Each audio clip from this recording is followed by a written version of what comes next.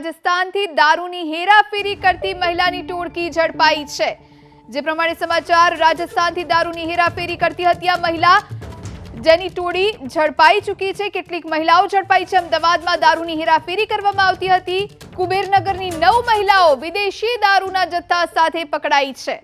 Aravalli crime બ્રાન્ચે તેમની ધરપકડ કરી છે। બાતમીના આધારે રાજસ્થાનથી દારૂની હેરાફેરી કરતી મહિલાઓની ટોળી ઝડપાઈ છે। 9 જેટલી મહિલાઓ, કુબેરનગરની 9 જેટલી મહિલાઓ વિદેશી દારૂ સાથે પકડાઈ ચૂકી છે।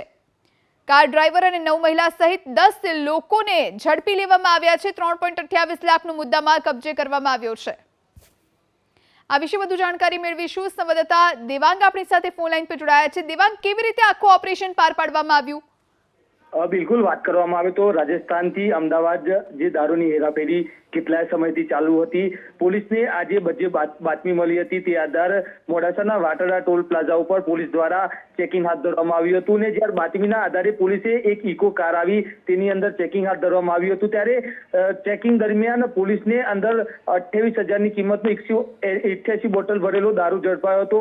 ત્યારે તપાસ પોલીસ તેજ કરી હતી, ત્યારે માલુમ પડ્યું હતું કે અમદાવાદના કુબેરનગરની આ 9 મહિલાઓ હતી છેલ્લા કેટલાય સમયથી રાજસ્થાનથી અમદાવાદ સુધી દારૂ પહોંચાડતી હતી। ત્યારે હાલ ક્રાઇમ બ્રાન્ચ દ્વારા જે મહિલાઓ હતી તેને પકડવામાં આવી છે। કુલ 9 મહિલાઓ તેમજ એક કાર ડ્રાઈવર હતો, તેમ 10 લોકોની ધરપકડ કરવામાં આવી હતી।